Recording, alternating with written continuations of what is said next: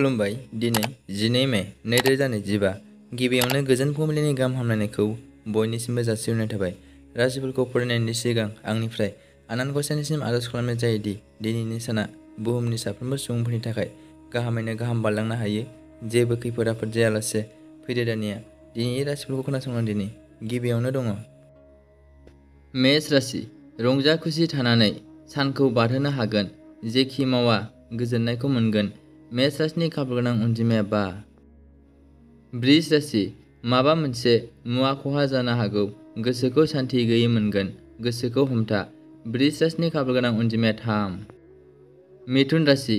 जेखियानो मावा मुलाम्फा मोननो हागोन। बे राशिनि थाखाय गाहाम सान। मिथुन राशिनि खाफालगोनां अनजिमाया 6। कर्कट राशि। दिनैनि दिनाव खस्थ' मोननांनो हागौ। जेखियानो मावा धैर्य हमनांगोन। कर्कट राशिनि खाफालगोनां अनजिमाया 4। सिंह राशि। बबेबा जायगायाव दावबायहैनो मोननो हागौ। गोजोन मोनगोन। मोजां सान। सिंह राशिनि खाफालगोनां अनजिमाया 2। कन्या राशि। सोरनिबा रावाव गोसोखौ गाज्रि मोनखांनो हागौ। गोसोखौ हमथा। कन्या राशिनि खाफालगोनां अनजिमाया 6। तुला राशि। दिनैनि दिनाव रां खरसा खालामनांगौआ बांगोन। सोरबाफोर आलासि फैनो हागौ। तुला राशिनि खाफालगोनां अनजिमाया 4। वृश्चिक राशि। जे खामानिखौ मावगासिनो दङ बेवहाय मुलाम्फा मोनगोन। मोजां सम। वृश्चिक राशिनि खाफालगोनां अनजिमाया 7। धनु राशि। गोसोआव माबाफोर दुखु मोनखांनो हागौ।